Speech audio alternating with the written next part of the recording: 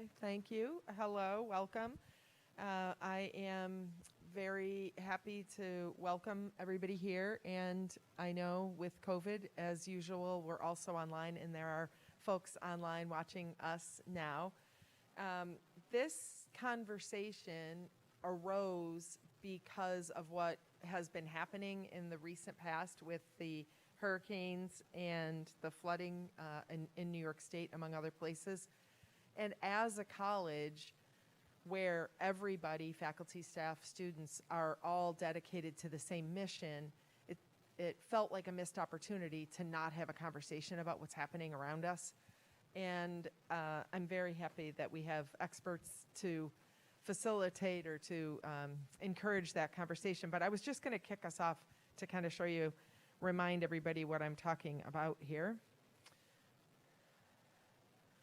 So, okay, so I skipped right past it, but we're at ESF. Here is Hurricane Ida bearing down in the Gulf. And Ida makes landfall near Port Fourchon, Louisiana, as a Category 4 storm with sustained winds of 150 miles an hour. That was August 29th, not very long ago. This is the 16th anniversary of Hurricane Katrina, a Category 5 hurricane that caused over 1,800 deaths and $125 billion in damage. More power poles were knocked down in Louisiana than during Hurricanes Katrina, Delta, and Zeta combined. 1 million residents were left without power. 300,000 remain without power today. So it's clear that resiliency is something we all need to be talking about and hardening our infrastructure. The Louisiana coast, the day after Ida came through, I said these look like lake houses, but that they aren't. And then September 1st, the remnants of Ida made their way up the East Coast.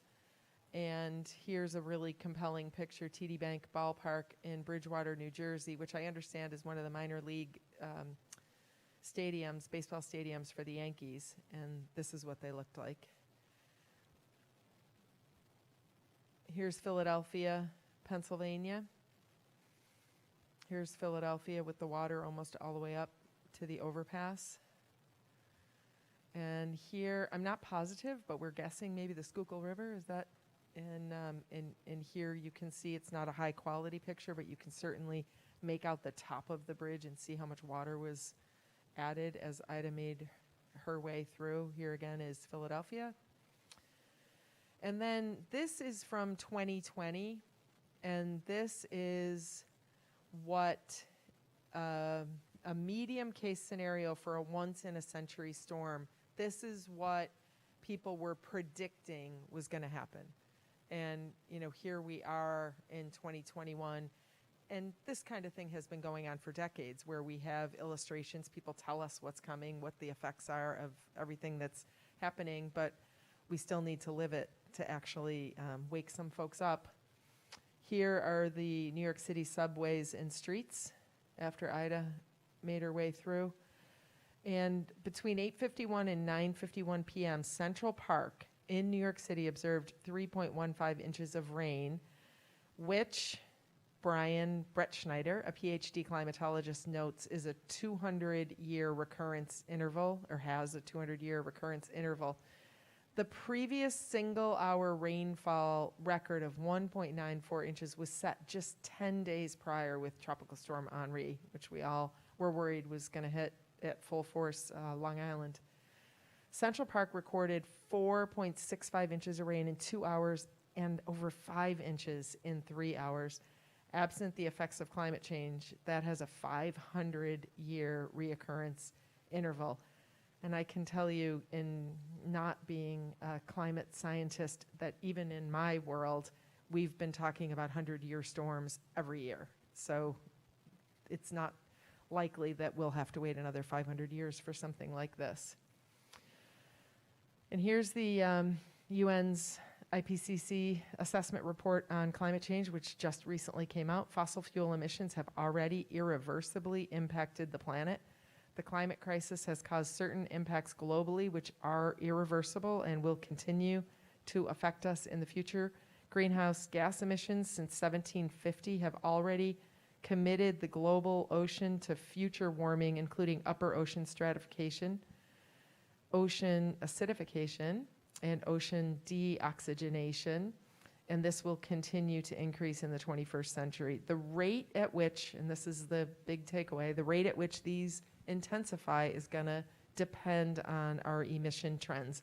And there's folks here who are working on meeting emissions goals that can talk to those. And so I'm going to kick it off first. Karin, Dr. Lindberg is going to kick us off first, and I've asked everybody to just introduce yourself. And we do not have a real agenda. As I said, we want to have a conversation. This is what we do here at ESF. And, you know, we'll see where the conversation takes us. I have some questions that were submitted ahead of time. And as Matt said, we have folks online watching us. And we'll just have a conversation, and we'll see what kind of takeaways organically come from that. So, Dr. Lindberg. Thank you. Just a couple minutes, maybe?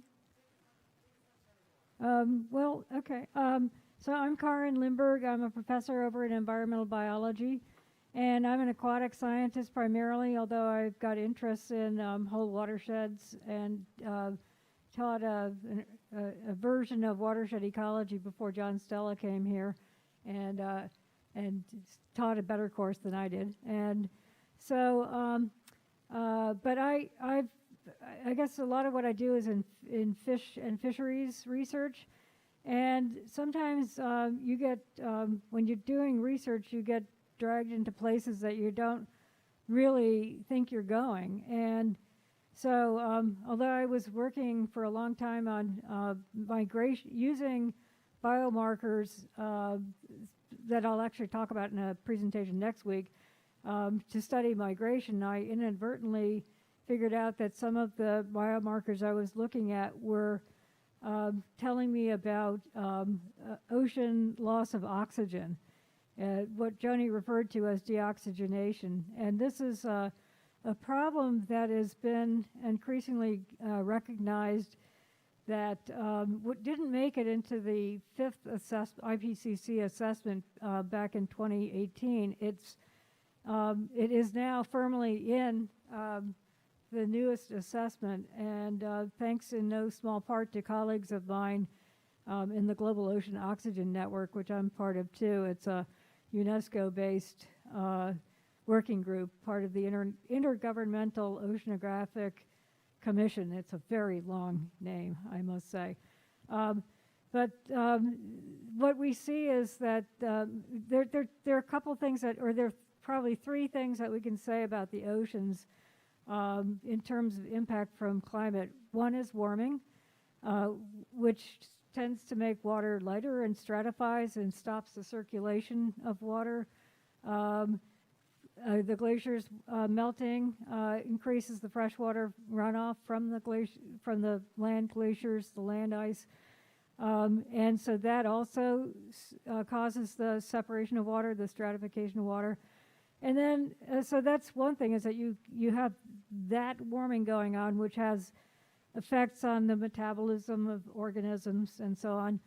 The other one that Joni mentioned was ocean acidification, where oceanographers started to notice about a dozen or so years ago that the pH was dropping. And we think of pH here, often we think of it as, the pH of a bottle of Coca-Cola or something like that, which we know you can dissolve a dime in, or you used to be able to.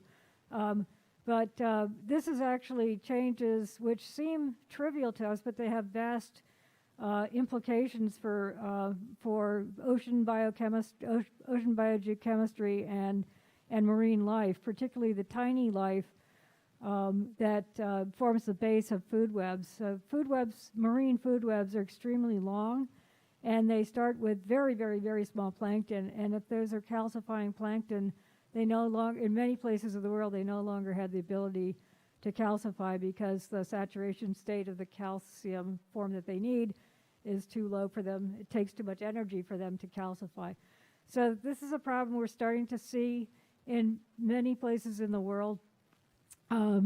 And then the third impact, which is actually caused by essentially the same process of excess CO2 entering the oceans, is this loss of oxygen. And what happens with the mechanism there is that again, you have the stratification of the water, so you don't get as much mixing of the deeper water in the oceans or coastal zones with the atmosphere, so they lose oxygen. And coupled to that is the double whammy in coastal areas like here in New York, Long Island Sound, or the Gulf of Mexico, or other places like I work in the Baltic Sea. But you have the loading of nutrients from human activities, which stimulate the blooms of algae, which when they die and decay, the microbes decay them and consume them, and that consumes oxygen. And so we're seeing the impacts of that increasingly in various parts of the world too.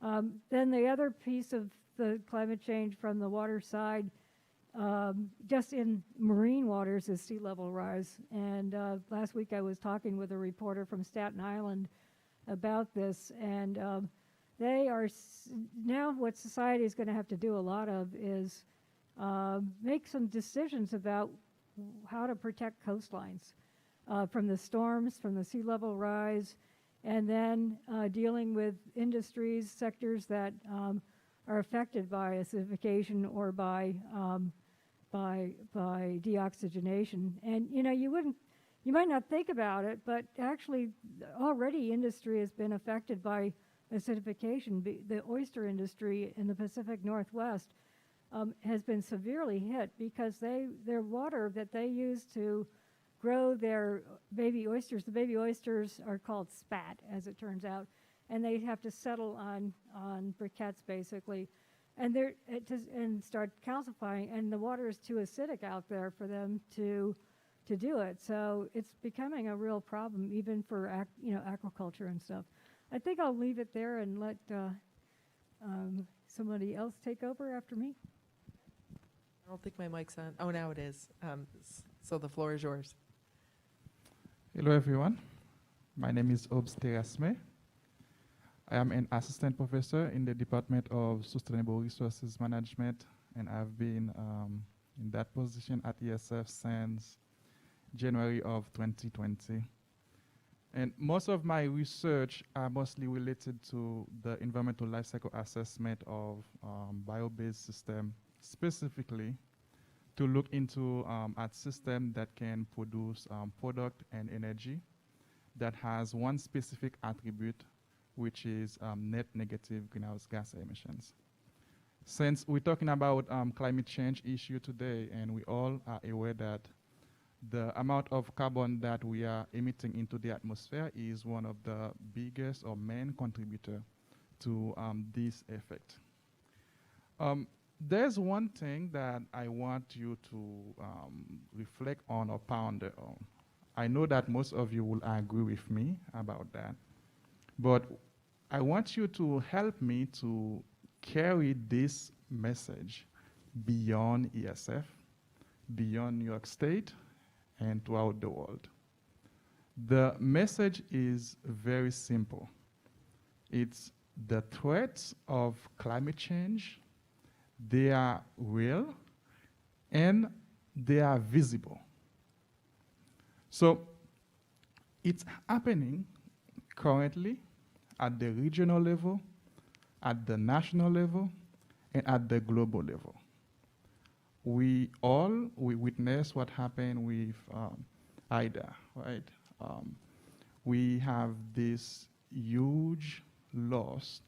I think some people say it's about $95 billion that we lost in terms of investment and infrastructures in the Northeast region, and this is huge. So we can think about it as something that is right next door. And if we look into the IPCC report that President Johnny mentioned initially, right, different regions in the US are being affected, especially if we think about the Northeast. We often say, oh, well, most of those issues are not our concern, but it's not necessarily true. We can observe, or currently are observing, different heat waves, heavy rain that lead to hydra, that lead to many inundation that we can see, and we are prone to sea level rise.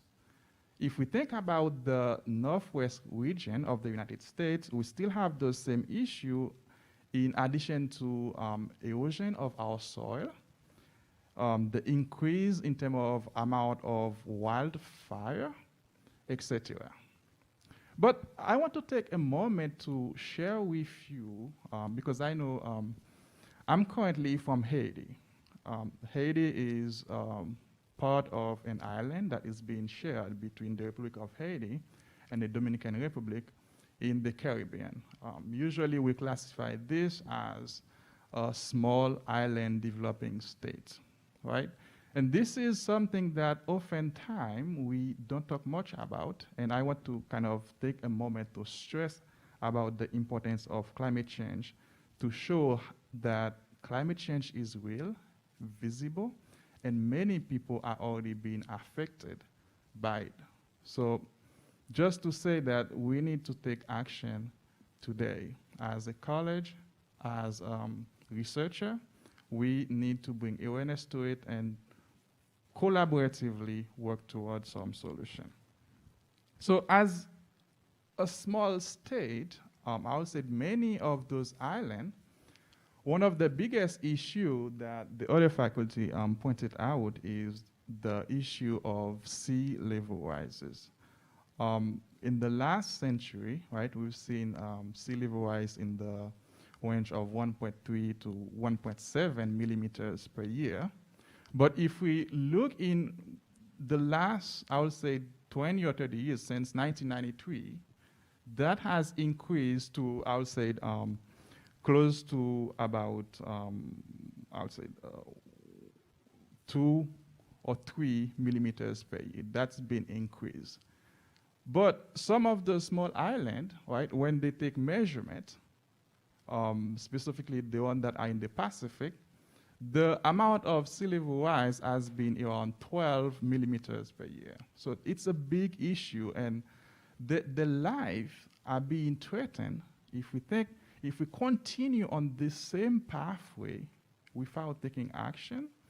So their life going to deepen, and their very existence will be affected by this. Without thinking about some of the issue on the coral reef, the issue about the health. I remember when I was a kid, right, my dad was kind of a farmer. And many of those islands, they do not have like the resources that you would think that many of the advanced countries have to do like irrigation, to bring water to the land so they can farm and produce food or crops that they need. They rely on Mother Nature, I'll put it that way, right? They know that there is a rainy season. When they go and plant, right, the crops are going to grow and receive the right amount of rain, and at a certain time, they will be able to harvest. But with climate change, we've seen that there are some pattern change that occurs, and many of those people, their livelihood are being threatened by this issue. So I think my point this afternoon is that climate change is real. It's something that is happening right now. It's happening next door to us, and it's happening throughout the world. And this is a global issue that all collaboratively will need to work on to find solution. Thank you. Bob? Good afternoon. How are you all? Thank you so much for joining us, and thank you for the invitation.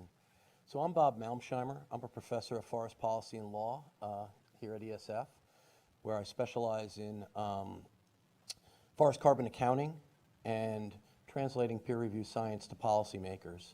And One of the things that I've had the opportunity to do over the last year is to participate in the process that's going on right now with regards to the New York State Climate Leadership and Community Protection Act. So for those of you who are unfamiliar with the CLCPA as it's known, it is literally the most aggressive climate legislation in the United States, some of the most aggressive in the world. Requires an 85% reduction in greenhouse gas emissions from 1990 levels by the year 2050. So we have legislation in the state that requires this, requires it across the entire state economy. And what that's going to do is it's going to literally transform our lives. It's going to be a very difficult thing. It is incredibly aggressive. It's difficult to actually articulate how aggressive it is. But it is going to cause the decarbonization of our electric grid. It's going to cause the electrification of much of the transportation sector. It's going to cause the electrification of most of our buildings. So 20 years from now, 30 years from now, most of us will be driving home from this event in an electric vehicle. We'll be going to homes that are not necessarily heated by natural gas, but instead heated by electricity using heat pumps. And it has implications for the entire economy and every single one of us in every industry in this state.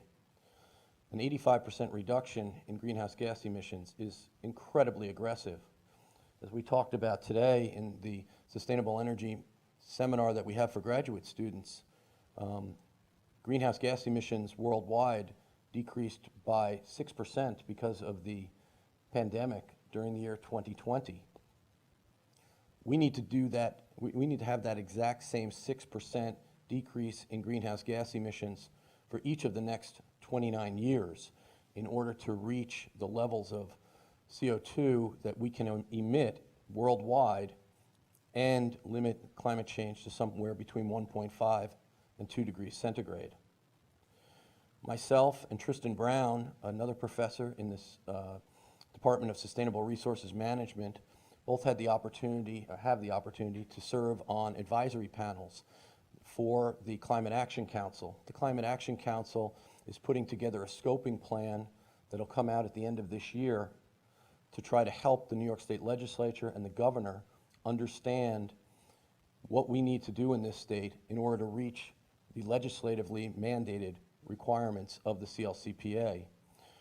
One of the most interesting parts of being involved in that is just understanding the different ways that we use energy in the U.S. and especially in this state, and where emissions come from and where reductions are easy to, relatively easy for us to have, and where reductions in greenhouse gas emissions are going to be much, much more difficult. And so one of the things that I think is really important and critical to think about is the fact that we at ESF, as a state institution, have an amazing opportunity to help the state understand the opportunities that it has as it moves forward with this legislation. And we, as individuals, have the opportunities to help the state with that process, whether we're professors, administrators, but especially students. I mean, and when we think about this, right, and I think about this, every single major at ESF, every one that we have here, there are opportunities for students in those majors to help this state and to help this nation, and as Ope says, to help the world contribute to reducing greenhouse gas emissions and to try to limit the events that President Maloney started us off with today. Thank you. Thanks, Bob. Now, last but not least, our VPR, John. I have Hi, everyone. Thank you for having me, and thank you, President Mahoney, for inviting us here. I'll make these brief, but I am an ecologist by training, and I'm, besides being the Vice President for Research currently at ESF, I'm a professor in the Sustainable Resources Management Department. I study rivers. I'm interested in how rivers sustain human society and how we can sustain and manage and restore rivers to provide the ecosystem services that we all value from them. When I started my career, I wasn't thinking about climate change at all. I was thinking about dams, I was thinking about floodplain, conversion to agriculture, I was thinking about habitat loss, biodiversity loss. As I studied rivers and I studied the various impacts on them, I could feel a cloud forming over the last 20 years over my research. Everything that I studied had to be seen through the lens of climate change. And right now, my research continues mostly in the West, in California, Arizona, the Southwest. It's the other half of the country that's actually burning, right? We're in the half that's flooding. West of the Great Plains, they're in a decades-long drought. Seeing your career shift so that every question has climate change at its core has been profoundly, has made such an impact on me, and I'm sure it does on you as well. And as Professor Malsheimer said, everything that you do, every major that you follow, every program you follow, can be and should be seen through the lens of climate change. How does climate change impact on this resource that I'm studying or this solution that I'm working on, and how can I contribute? I'll just end with saying that the world needs more scientists, the world needs more science-literate policymakers, and the world needs more people to work in the public sphere to address these issues together. And what can you do as a student here at ESF? Well, for one, you need to be literate, meaning you need to write well, speak well. You need to be numerate, good in statistics, good in math, able to read scientific papers. And then finally, a skilled communicator. Because if the knowledge stays within the academy, we're not going to be applying it and changing our world. So you need to be able to talk to politicians, policymakers, managers, and boil down your science or your findings or your recommendations to a very clear message. Like Dr. Terasma said, right? Climate change is real. Climate change is affecting us now, and we must do something about it. So, the challenge here, my challenge to all of you is, what is your message? And who is your audience? And as you go through the programs here and through your careers, who is it that you're going to be influencing, and how are you going to be doing that? So, thank you again, and let's open it up. Well, first of all, thank you very much. I am thrilled to be here at ESF and to be able to have conversations with folks like you. It's just incredible. It's so interesting, and I have a million questions. And we do have questions from other folks, but just to play off of what you've said, well, there's one piece of information that you might not yet have. It just came across my Apple phone. It appears that Governor Hochul has signed new legislation, and it will require all in-state sales of new passenger cars and trucks to be zero emission by 2035. So with that piece of information and everything, Bob, that you're learning as a member of the CLCPA, what is the likelihood that we're going to reduce greenhouse gas emissions by 85% over 1990 levels? Are we going to get there? I don't want to get you kicked off the CLCPA, but that is the $10,000 question, right? I mean, the 10,000 or whatever number we want to put on it, right? I mean, will we get there? It's difficult to respond. I mean, it's a great question, but it's difficult to respond to. I mean, the world has changed dramatically in the last 29 years. It's going to change dramatically in the next 29 years. Some things that we don't anticipate are going to occur, and some things that we think are going to occur are not going to occur. I think it is incredibly important to understand how difficult it will be to keep emissions to 1.5 degrees centigrade or 2 degrees centigrade. If we look at the IPCC 1.5 degrees report that came out 2 years ago or 3 years ago, they modeled 4 different scenarios, and only one of them did not include some type of carbon dioxide reduction technology, such as bioenergy, carbon capture and storage, or mineralization, or other technique, because it is unfortunately relatively unlikely that we will be able to meet that. It's very likely that we will overshoot our goals, and we will need to actually have some type of technology that removes carbon from the atmosphere. Now, some of that can be natural climate solutions, such as forests, right? And increasing the amount of forests, increasing the sequestration of forest, increasing the sequestration of carbon in harvested wood products. For example, Dr. Crivella is doing, and Dr. Smith are doing a lot of work looking at the idea of mass timber buildings. Mass timber buildings are an important tool that we have to try to reduce carbon emissions, because if we produce buildings or increase the amount of wood in buildings or produce buildings out of wood as much as possible, we're doing 2 things. We're sequestering carbon for the life of that building, and we're also not using as much concrete and steel. And concrete and steel produce higher greenhouse gas emissions than using wood in building, using wood as a building material.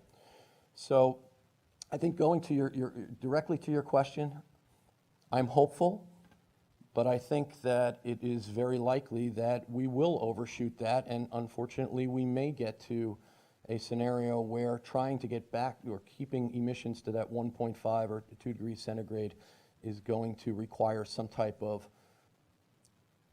engineering-based solution. And so, on the other hand, though, that should not in any way thwart our efforts, right? I mean, the most recent IPCC report that just came out last month talks about that it is incredibly important to reduce CO2 emissions or greenhouse gas emissions as much as possible, as soon as possible. So just because it's an overwhelming task doesn't mean that it's impossible. There's many instances of humankind doing things that were very, very difficult. This is going to be one of them. Karen, I keep putting the accent on the second half of your name. I apologize. Karen, you put forth a question that I think is really interesting, and I want to ask you to address it. But I also want to say that, I don't have an agenda here for us, but what I'd like everybody here to be thinking about is, like, what do we take away from this? So as you were just saying, John, you need to know who you're going to influence and how you're going to do that. And I had a conversation with Neil Murphy, Dr. Murphy, not that long ago about an idea for a seminar that he had that would have culminated in a paper that was exactly that. What are you going to do? How are you going to reduce your footprint, and how are you going to convince others to do that? And maybe that's a takeaway for us, maybe as a campus or as a college community, maybe we want to actually answer that question for ourselves, each of us, because it's not going to solve the whole problem, but that doesn't mean that we shouldn't try. So, Karen, your question, which you probably remember, but I'll tell the audience, is should ESF develop directed academic programming, teaching and research on climate change, its impacts, and adaptation/mitigation? So do you want to flesh that question out, or do you want to take a stab at an answer? The answer is yes. That's it. No, I think that we're missing, just from a, if you will, a crass market niche perspective, we'd be really missing the boat if we as a small environmental college don't jump on this now.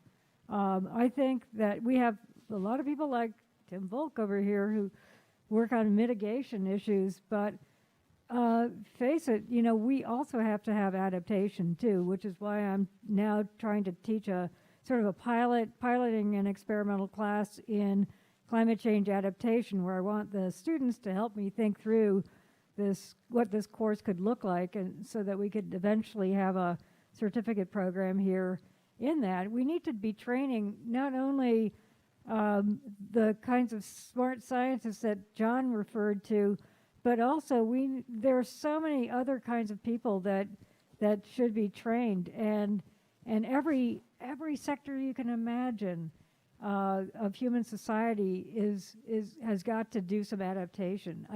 I mean, where are the winners? Maybe the winners are in Iceland and Greenland, but certainly here we're, as I've mentioned before, we are very likely to become a climate haven, and we need to prepare Central New York for receiving people who are going to be fleeing from places that are just not good places to live anymore. It could be as close as the New York metro area. It could be as far away, just within the United States, it could be as far away as California, of course. So those are things to think about, but we have so many opportunities to help communities rethink themselves to be more resilient. And a lot of that, yes, there's going to be some good environmental engineering, Bob, but also a lot of really good thinking about restoration ecology, for one thing. That one thing that we on the Global Ocean Oxygen Network have said repeatedly is that for coastal deoxygenation, it is super duper important to have to restore our ecosystems, our coastal ecosystems, and make them more resilient. That's really the only thing that's going to help, to make sure that they're as healthy as they can be, and that we also reduce our expectations on what we can extract too. So one thing I'm going to do with my fisheries class this year is have them think through fishery management from a climate perspective, and you can't use the same assumptions, and it's going to be a really interesting exercise, I think, for them to do, because it's about habitat change and how climate affects that, and then how will they actually really be able to take some of the assessment tools that we use now and modify them. I think it's going to be a really interesting exercise for them. I don't know if that answers your question, but I think definitely we could become leaders in this, I think. And your point is spot on, because I had the opportunity to sit with the enrollment team last week, and one of the comments that came was how students are searching for climate change.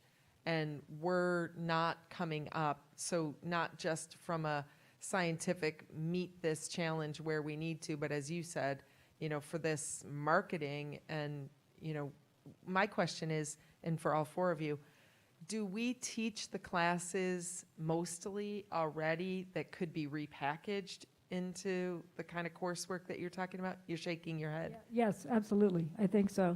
And also, I just wanted to note as well that I mentioned to a colleague of mine who works for the U.S. Geological Survey in Lake Erie that I was teaching this experimental class, and he said, "Oh, your timing is excellent," and it is, of course, but because the government is actually now rolling out major programs, major mandates to agencies to start considering climate change adaptation. So I think, again, mitigation, adaptation, these are sort of different sides of the same dealing. But I also, just one more other quick comment is that, yes, we should take responsibility personally, but I think we shouldn't forget that we as society have to make macro changes. And these are, the greenhouse gas issue is really key, and we need to make sure that our politicians and legislators take it seriously enough that they actually do due diligence. Yeah, I absolutely agree. And for the people who don't know, I spent time in that political arena before I escaped and came here.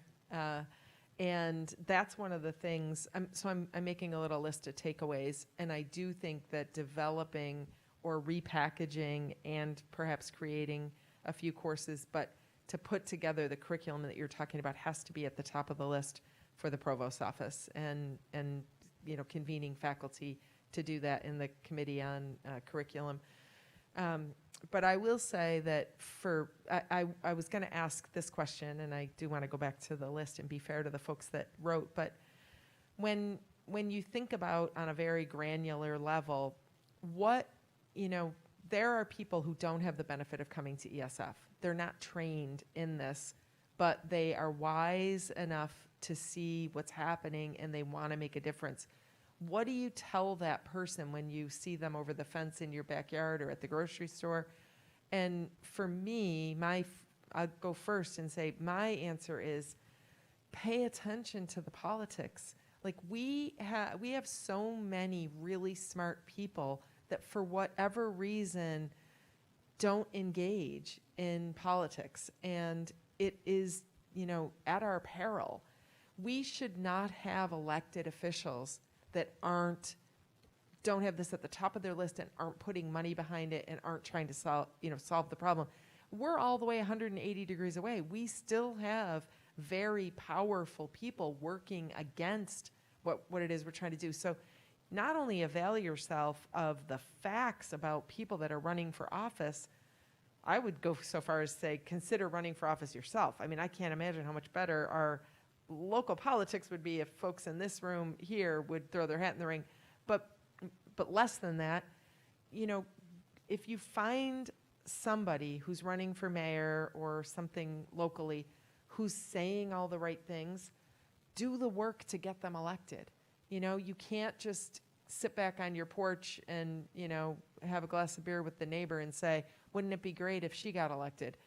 Go out and do the work because the time is now. And that would be my answer to that question in the grocery store from lawyers, maybe people who aren't trained in this world that you all are at ESF, is put the right people in office. It's the least you can do. But I'd be interested in what your answers to that question, like what are you telling the person you run into in the grocery store? How can they help? There was an interesting podcast by Ezra Klein, who does a New York Times podcast last week, describing why he was a vegan and how he came to being a vegan, and it was in the context of what can an individual do, right? I mean, if I shut off my lights earlier at night and drive an electric car and put solar panels on my house or whatever, it's still going to be a drop in the bucket. It's not going to solve climate change. Mm-hmm. But his point was that by leading by example, you are communicating very important values to your neighbors, to your acquaintances, to your friends, to your family. And that action that you take as an individual propagates. And don't be shy about saying what you're doing. And that if enough people did that, you have this network. Just imagine these sort of like little radio beacons, right? And it's just, they start to overlap, and you just sort of, all of a sudden everyone's driving an electric car. All of a sudden everyone's putting solar on their house. All of a sudden everybody's eating less, animal protein and, reducing their carbon footprints. And, as Bob said, it's going to be a heavy, heavy lift to decarbonize our society and our economy. On the other hand, there have been really heavy lifts, and we've seen one in the last 2 years, how our society, how we have changed our habits. We're wearing these masks now. We have changed, our mode of teaching, and we are an incredibly adaptable species. So don't undermine or don't undercount the power that we all have as individuals. I don't know if any of the other three of you want to take a stab at what you're going to tell the non-scientist about what they can be doing. Let me go first because I know what you're going to say is better. So I think that there are two things that I will often think about. One is sometimes we want to take big steps. And I want to say it's okay if we all take baby steps until we can take the biggest steps. What I mean by this is getting all of the citizens to be aware of the issue of climate change and being able to identify small things that they can do. Because maybe today we all cannot get a brand new electric car, but there are other small steps that we can do. It's like taking those small steps today, and tomorrow if we can take those other bigger steps, that will be the way to go. All of this, I would say education is at the center of it. At the center of having citizens that are aware and policy makers that are informed. To this second point, and I think as a college, we have a huge role to play to make sure that our policymakers, they are informed, they know the issues, and they understand or receive the support to come up with the right policy that will address the issue that we're facing currently.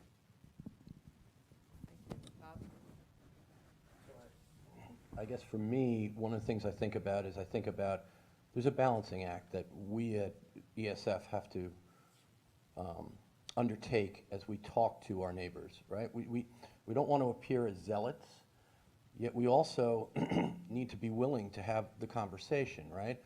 So in the community that I live in, especially pre-COVID, my wife and I would often go out to dinner on Friday night or Saturday night and see people that we, didn't know very well, but knew from the community. And, often at the right moment, it makes sense to bring up climate change, to bring up what needs to happen, to bring up the changes that are important. And, the important thing about that is that people are much more likely to believe information from people they know, from people they trust, right? And so, it's a balancing act. It would not be something I would start every conversation with personally, on the, with somebody whose children went to school with my children.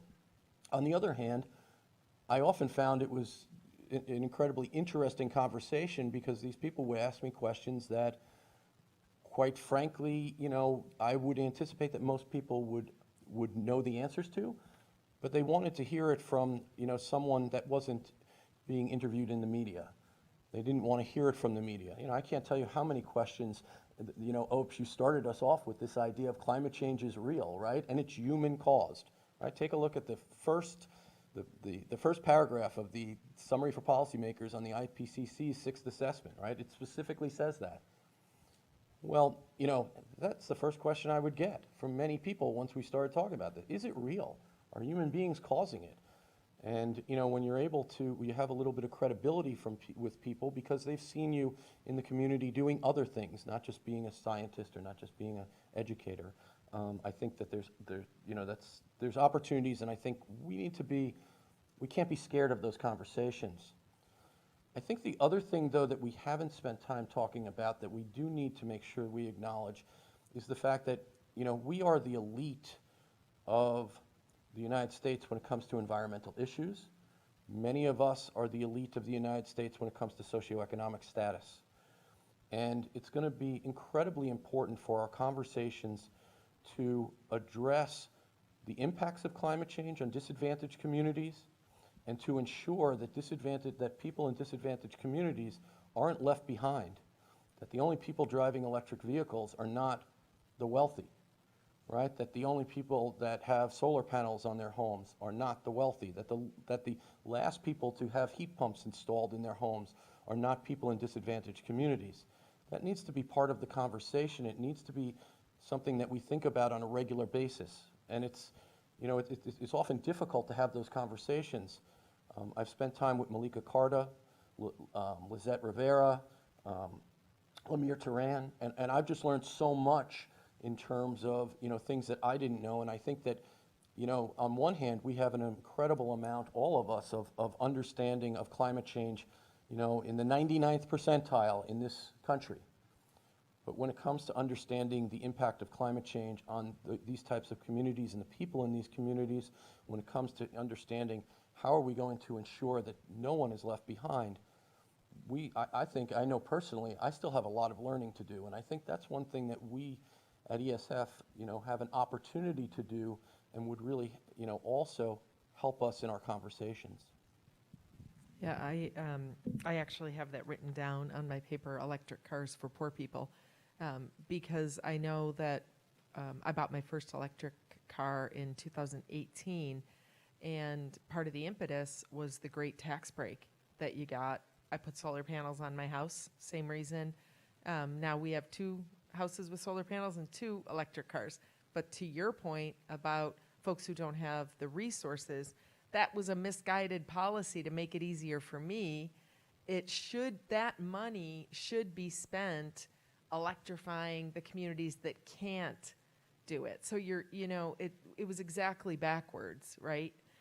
But I have a question for you, all of you, and this might be a little bit, it might make me seem as unqualified to be sitting among scientists as I am. But I have been in conversations myself with non-believers. And I heard what you just said about telling people, yes, it's real. Yes, it's caused by humans. But here's my question. Is it necessary as a first step to convince people? Or, I have found myself, and I'm interested in your reaction to this because maybe I'm totally wrong. I have found myself going past that part of the conversation with real stuck in the mud, I'm not going to convince them.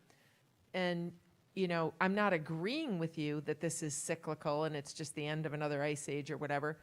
But for purposes of getting you to do what I want, we don't need to fight about that. At the end of the last ice age, there were no human beings.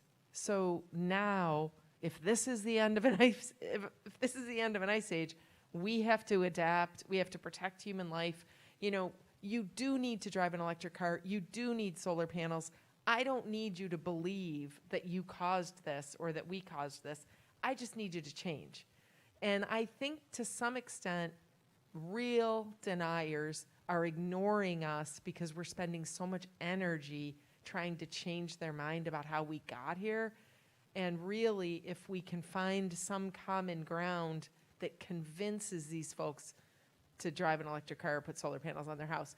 I mean, am I misguided in just going past that and letting them continue to wonder whether it's caused by humans, but just make the change that you need to because there are humans here now?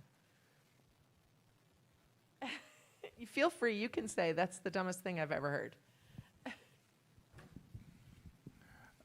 I'm not sure I know the right way to answer this question, but I'll just share my thought with you and everyone. Whether we really need to convince someone to agree that climate change is real or not is a big question.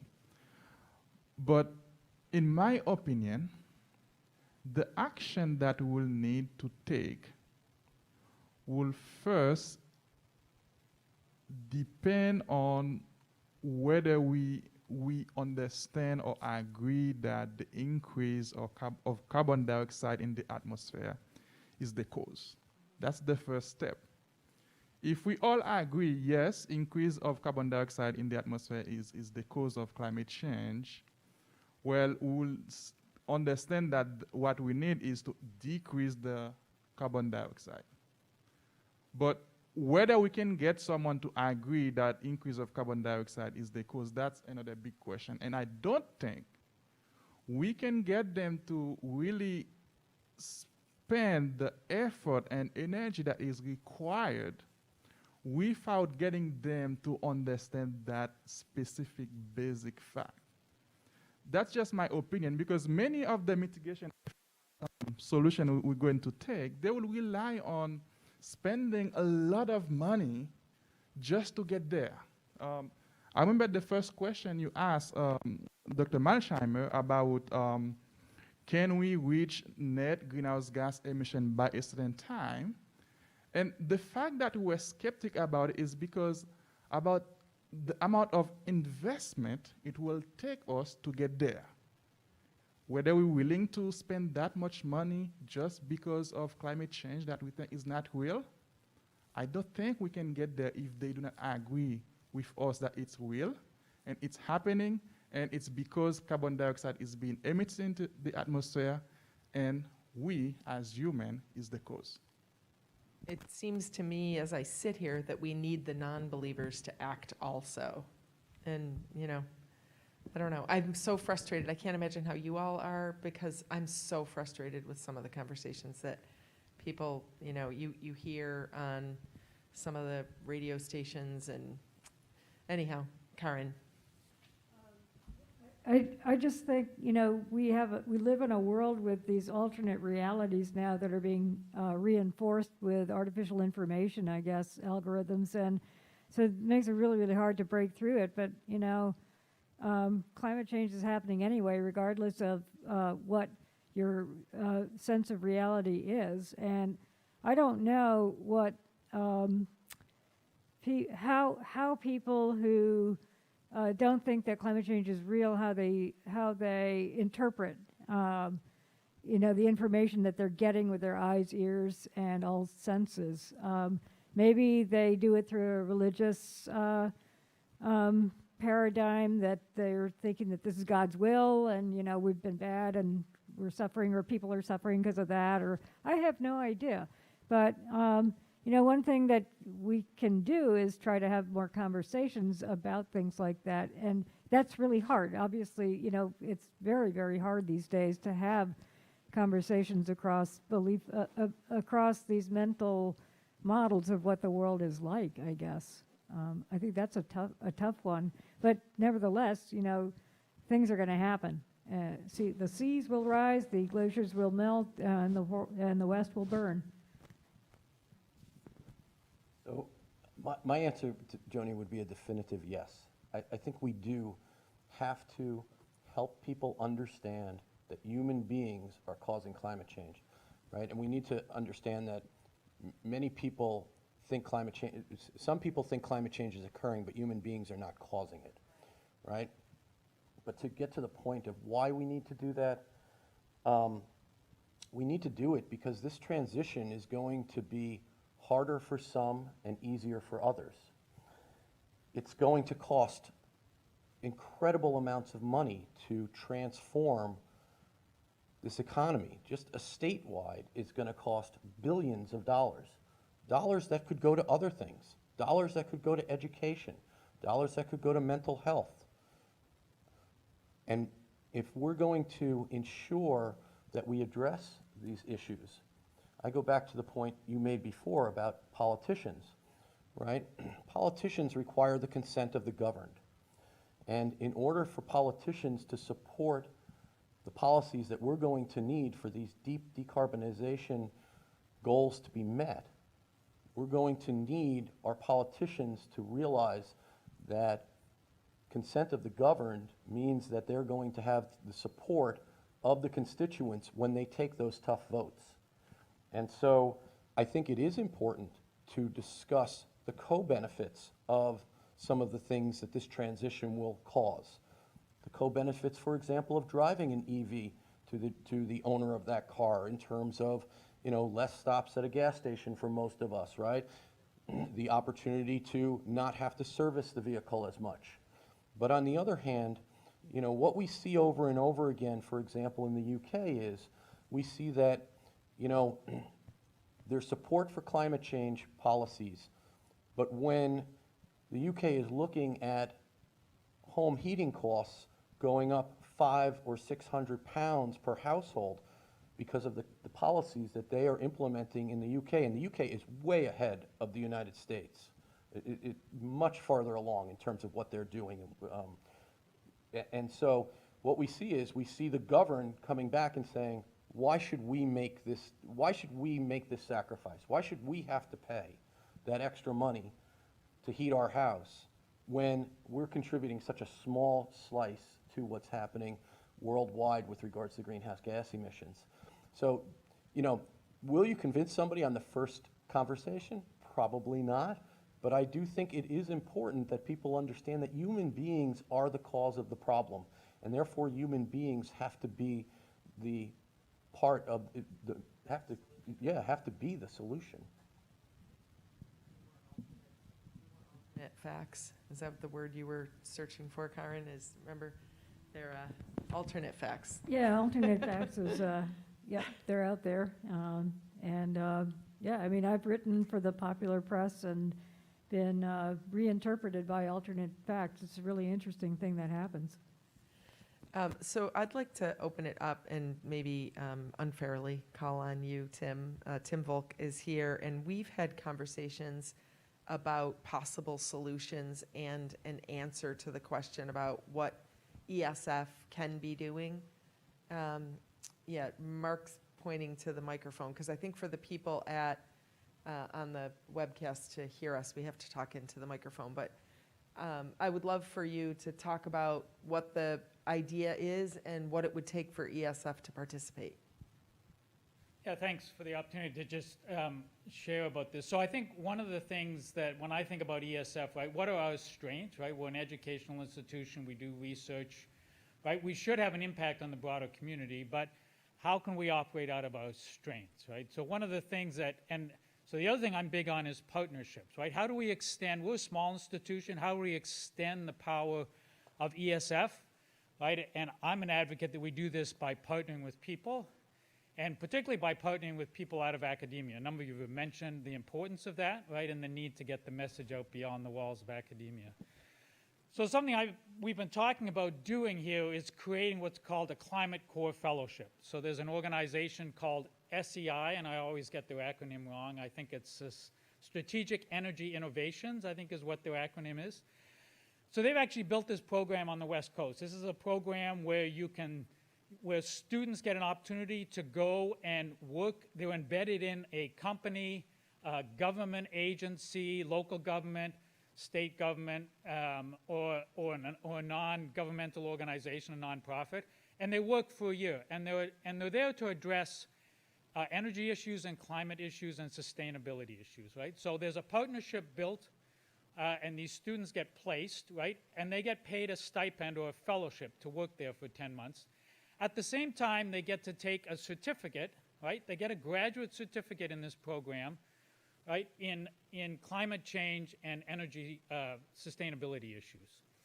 So, you know, I just think we're set up to do that in many ways because we have the educational foundation.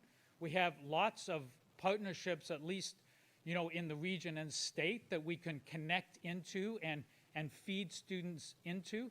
And so I think this is sort of a unique opportunity to launch this. One of the things that I like about this, I'm a big advocate of take somebody else's wheel and improve it slightly, right, and make it roll a little better, right? I'm not a great create the wheel person from the scratch. This organization, SEI, has already sent 650 students through programs on the West Coast, that, you know, for 10 years, and they've refined it and worked on it, right, and worked out a lot of the bugs. They just sent one of their associate directors to the East Coast and said, your job is to stand it up on the East Coast. I contacted them because of a student that went from ESF to do this program in California. He stayed in California, got a job doing energy efficiency at a community college. He's now gone back to do his MBA. And so we've had this discussion, and they said, whoa, you guys could really help facilitate having this happen, right? We could bring our program. You have the connections and the educational foundation to do this. So it just seems to me like there's an opportunity here for a synergy, right? And I'll tell you, in our discussions, we talk about 40 to 50 students a year getting these graduate certificates going through this program. So this is not a small thing, right? And then I just think about the impact. Here's students that we would train. They'd not only have an impact in the organization they work in, but they would launch off into a career for years to come working in this field, right? And when I think about multiplying the impact that we could have at ESF, this is the kind of thing that I think would be an exciting opportunity to jump into and to partner with this organization, right? We don't have to create the wheel. They've created it. We need to tweak it for our situation and our partners. But that's one way I think about multiplying an opportunity like this. I love that way of thinking. And will you stay right there because I want to open it up to questions for Tim about that. John Stella and I had the opportunity to talk very briefly about this and the question of how to sustain it financially. If ESF were to provide seed money, how does it sustain itself in the out years? Am I asking it right? Okay. There's a couple of models here. So the way SEI has done that is partner organizations that get to host a fellow make a contribution. And SEI has done the numbers. Those organizations on average save 1.5 to 2 times more money from what the fellows do in their organization than they're contributing back into the pot. So one is by engaging partners. The other thing they've done is gone to larger organizations. So for example, on the West Coast, there's been some mandates that utilities have to engage around doing this work. And so utilities have made some contributions to help support the other piece of the pie. So they've actually got a model that is sustainable and ongoing, right? They've grown it from 5 or 7 fellows when they started. They just did their last launch at the beginning of the month, and they've got 50 fellows running through programs on the West Coast. And you know, they built a sustainable model. I think the other thing that I'll just comment on that in terms of finance is if you look at the infrastructure bill and listen to, there's lots of things coming on the Biden administration, but if you go look up climate core, the number of times the Biden administration talks about the climate core, right, it's embedded in 2 places in the infrastructure bill already. That's going to come out, and we would have an opportunity to step up and say, hey, look, we have a program that we can launch in January. You don't need 2 years to think about it. We can do it now, right? And there's going to be money put to those, right? So that might also be a way to help kickstart it. But I think long-term it becomes a sustainable enterprise because of the partnerships that you build with the organizations that are engaged.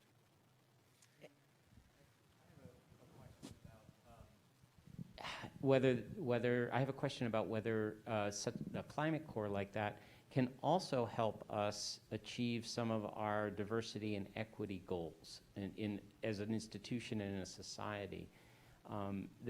As I understand it, the climate core is a version of the conservation core or a descendant of that model. We have a conservation core in Syracuse right now, the Onondaga Earth Corps, that serves some underprivileged communities and does job training for urban youth.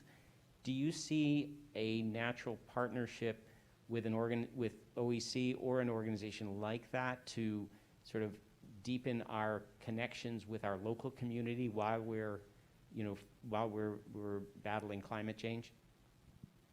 Yeah, absolutely. And so we've had these discussions. SEI is very committed to diversity, equity, and inclusion. And they do it in a couple of different ways. One is they're very intentional about their recruitment and who they recruit and the diversity of the fellows that they recruit. The other thing is they're very intentional about who they partner with and where they place those fellows, right? So they're very intentional about placing those fellows in marginalized communities, in organizations that are working in those communities, right, to help address and support activities that are going on there. So I think there's 2 sides to that.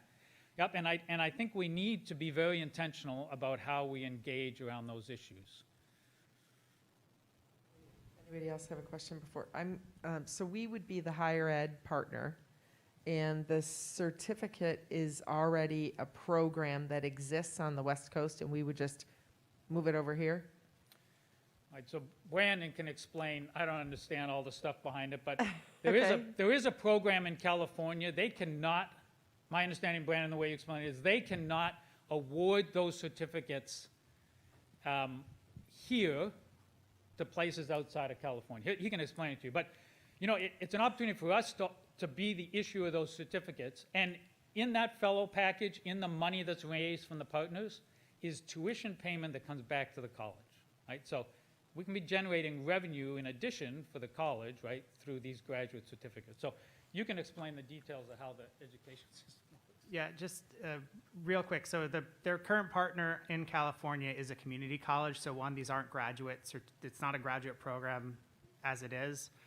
And the state of California is not membership of the Interstate Reciprocity Agreement, so they can't teach online students out of the state of California, unless they've basically established some sort of agreement with that particular state. So they're bound to basically only serve students in the state of California. Would the certificates be issued by ESF? Yes, so I think the vision is that this would actually be like a 3-ish course graduate certificate from the college. And would we have to go through the whole state ed process? Yes, but it's a certificate, it's not a full degree, so So it's only one lifetime? one lifetime. Okay. Does anybody have any other questions for Tim? So this, this conversation lends itself to what maybe we as an institution want to do right now to kick that off, and I will dedicate myself to that. I asked that foundation board members be invited. I hope some are tuned in, but I'm going to see if maybe we can get some support from the ESF Foundation to help us make this happen sooner rather than later. So I think it's a great idea. Thanks, Tim. So I'll go back to my questions. Some of the folks on here indicated that they didn't want me to mention who they were, so I have to look at the whole paper, so just to make sure I don't mess up. But this comes from Catherine Landis, who asks, what is ESF doing to promote natural climate solutions, not only in forests and ag lands, but within the built environment, such as urban and suburban areas? Think of the cost of lawns in terms of fossil fuels, nitrogen additions, and lost potential for carbon sequestration and cooling effects. So I know, Bob, you already mentioned mass timber. I don't know if you want to expound on that, but if any of you want to take a stab at answering that question about what we're doing with the built environment already here at ESF. Yeah, I'm not sure I'm the person to answer this question because it is such a large question, right? There are a number of different aspects to it.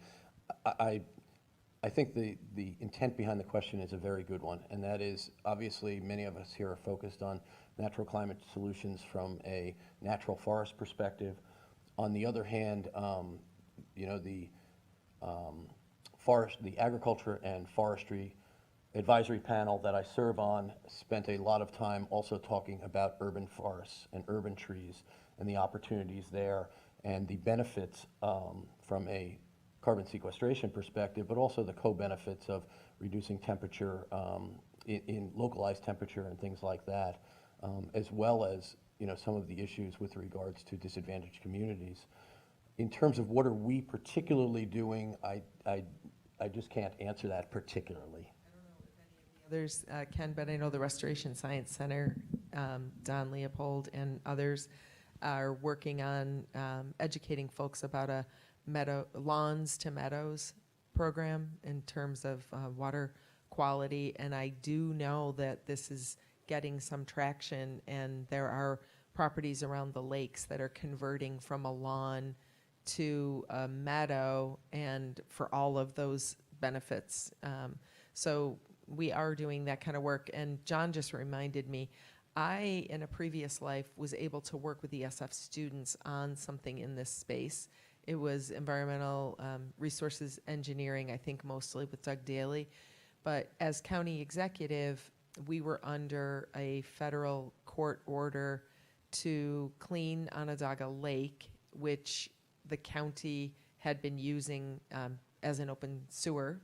And so we were required to reduce the number of times that the overflows happened. And I know I'm talking to people who know a lot about this, but like a lot of Northeast cities, the sanitary sewers and the stormwater sewers combine. So there's capacity for all of that on a regular day, but 50, 60 times a year when we had big snow melt, or a rain event, that would overflow. And by design, the combined sewer overflows would open. That diluted sewage would get into Onondaga Creek and make its way. We were able to get an amendment to our court order from the federal judge, Judge Scullin, who I'm always very grateful to. He agreed to an amendment that would require green infrastructure instead of us building regional treatment facilities. And he did that because of the work that ESF scientists were doing and were able to vouch for us. So I mean it very sincerely that I do not believe I could have created the Save the Rain program and moved away from building sewage treatment plants in some of the neighborhoods in the city of Syracuse were it not for folks here that said green infrastructure can work. And then we took that big leap, and we had students do their capstones. And we committed to 50 public works projects one year, and it was ESF students and faculty that made that happen. I tried to say that as often as I could. It wasn't just Onondaga County. It couldn't have happened without ESF. So that work is being done here. And I would add that one of the value-added elements that ESF provides for that is quantifying what the benefits are. What are those co-benefits? Because it's not only in the volume of stormwater that, and polluted stormwater that is avoided, but it's also the amount of green space that's created. And instead of a massive sewage treatment plant in a frontline community, you have pocket parks, and you have infiltration basins, and you have green infrastructure and green roofs. And we as a society, we don't put a value on those like we do for what is the construction cost, which is easier to value.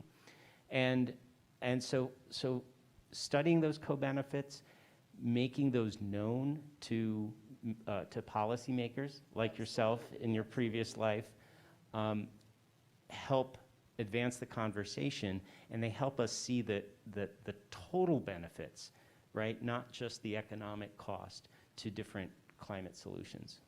Absolutely, and that is something of real value that we do here at ESF that changes the world. And I'll tell you, Save the Rain, that was the first federal consent order to require green infrastructure, but since then, based on our success, it's been replicated in San Francisco, in Philadelphia, in New York City.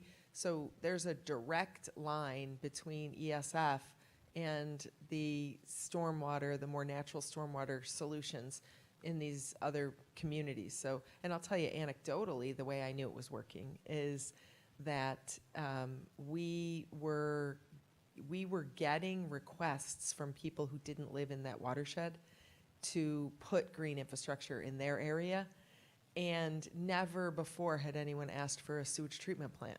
So we were pretty sure that people liked the ancillary benefits that you're talking about, in addition to the fact that we met the goals, exceeded the goals, did it ahead of time. It really was a successful engineered solution, and it was beautiful, and it was made possible by work done here at ESF.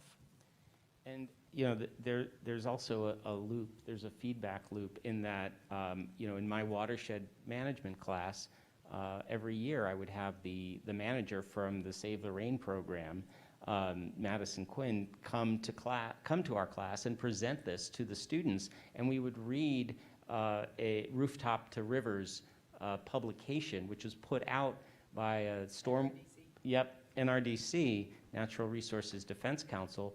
And it cites Syracuse as one of the 10 shining examples of cities that have used green infrastructure to solve climate-related problems.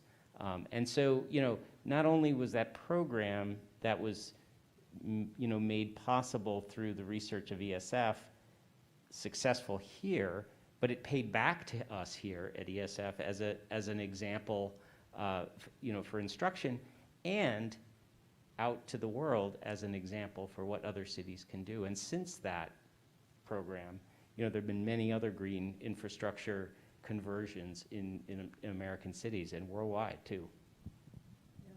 I was just going to add that I'm a big believer in, and I think this is kind of my take on ecosystems, that there's a lot of redundancy and double duty.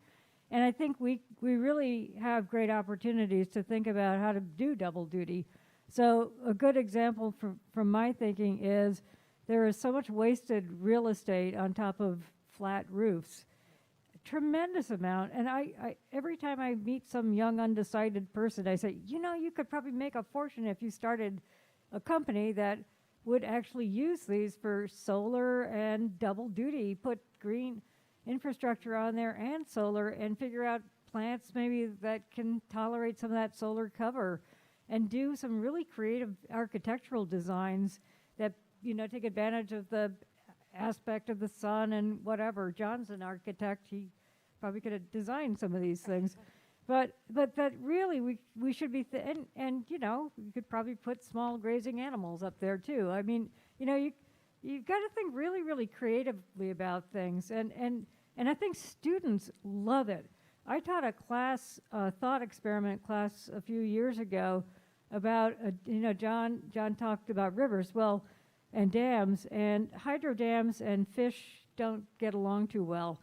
And so that's a big interest of mine. And one of the biggest, baddest dams in the east is this dam at the mouth of the Susquehanna River called the Conowingo Dam.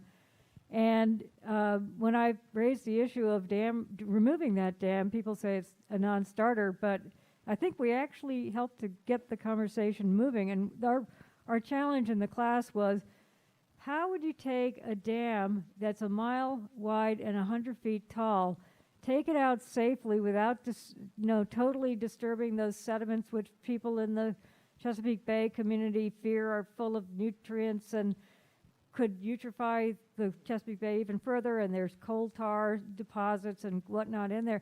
How can you stabilize those and replace the energy that's foregone from not running the hydro plant there? And you know, the solutions that the students came up with were really creative. And it turned out, for one thing, that the energy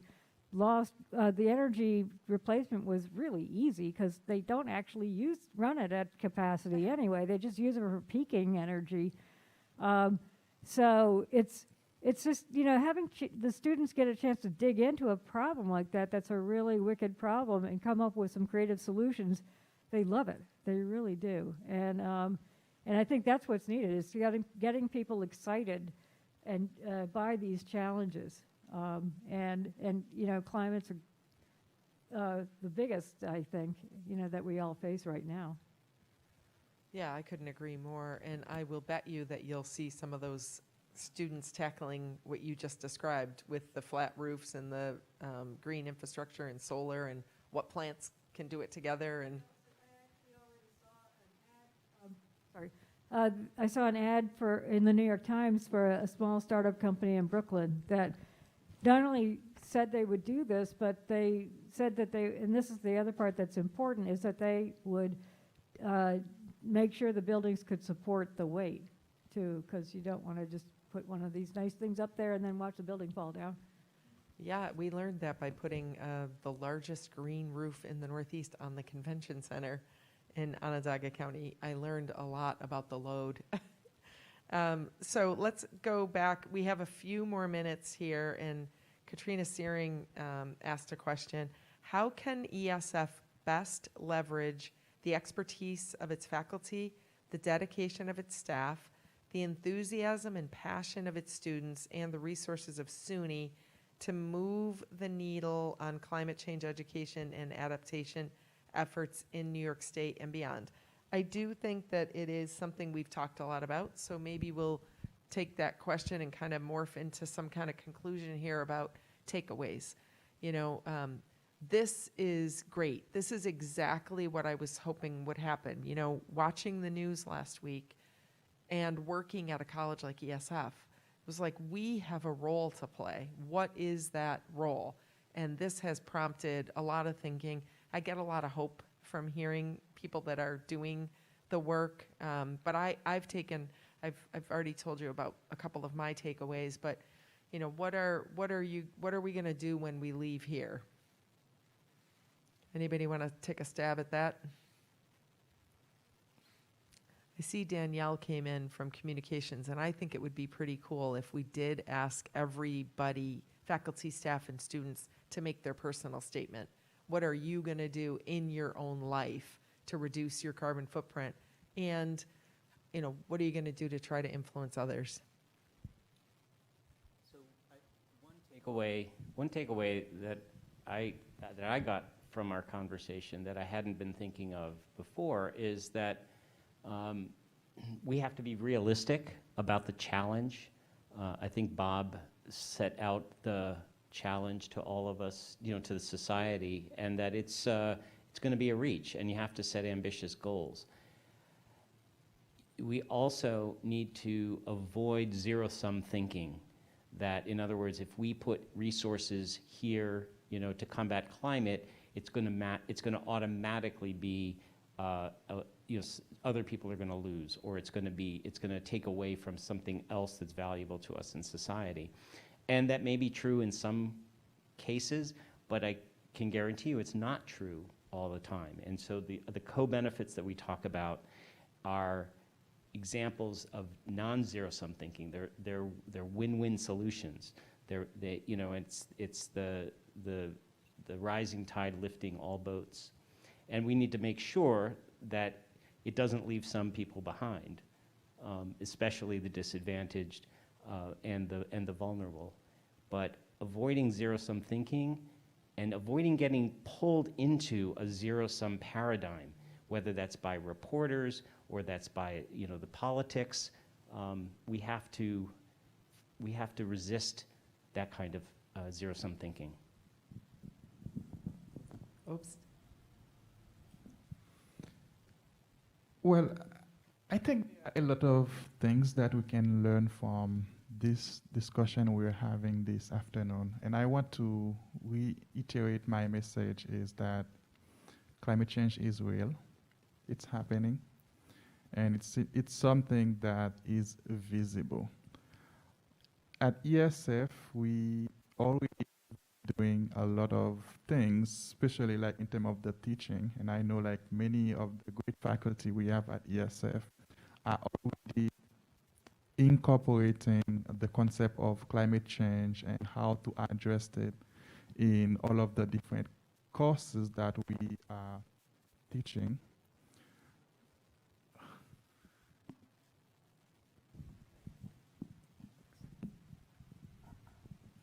So all of our great faculty are already incorporating the concept of climate change in our teaching and how to mitigate it. And especially at ESF, we have representation of students throughout the United States and many other countries. So I think we should stress that out because we are providing training for people who are going to take action at the national level, but at the same time, at the international level.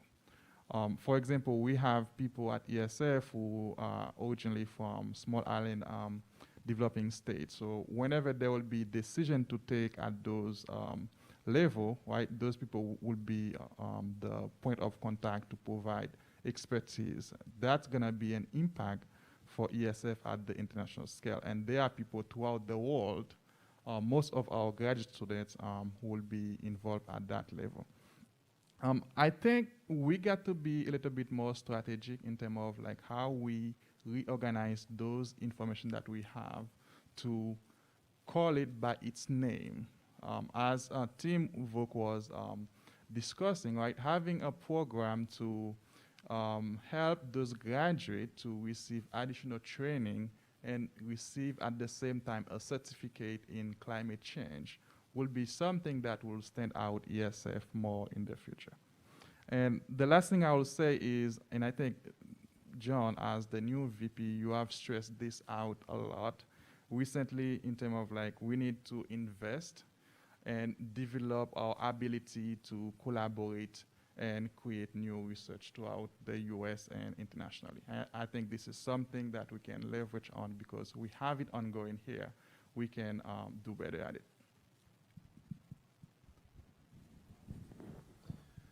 So I guess, first of all, I think this is just wonderful, and thank you so much for organizing this.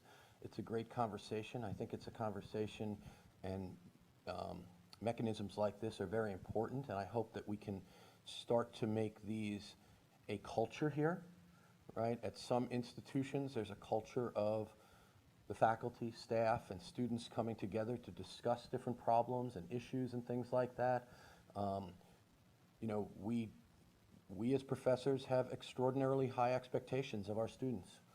We know that what they are going to do professionally is going to have a profound impact on the world.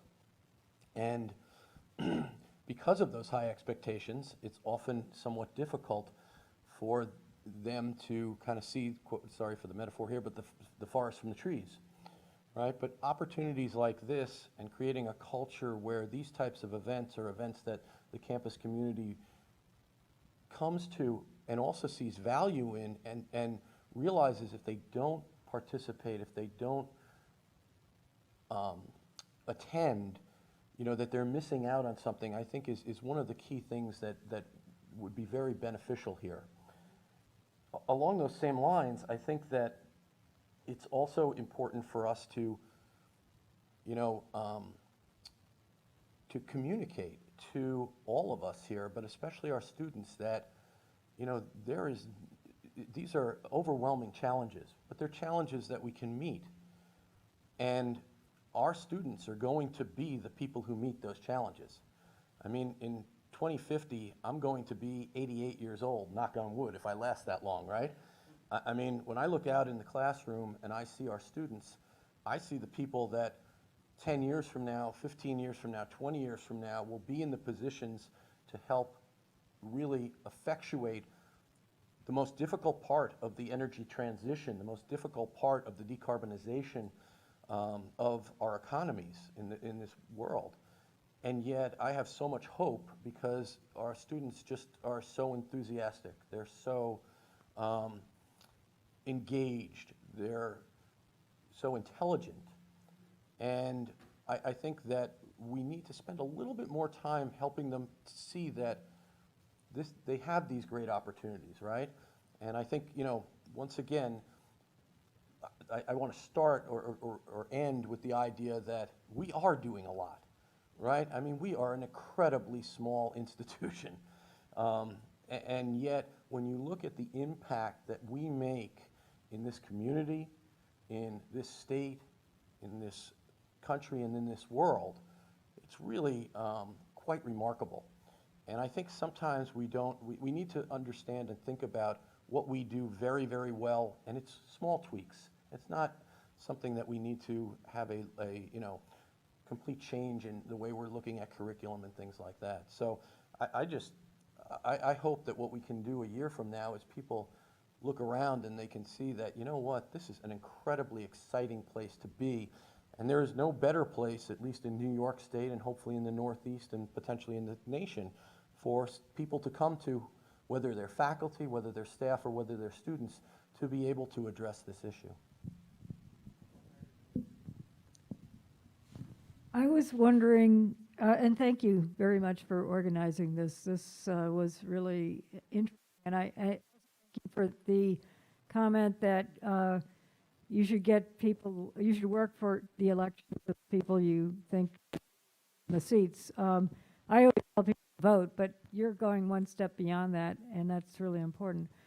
But I was wondering if ESF could have a multiplier effect by having something that lets us emit outward with our knowledge and with, you know, trying to get sort of some kind of a cycle going where we can help teach others and others can teach us. But I was wondering if it would make any sense in the springtime is a good time to have something like a big conference, and I feel like it might be the right time to go back to the old-fashioned teach-ins and maybe organize an ESF teach-in, which is everyone, students, faculty, staff, the whole 9 yards.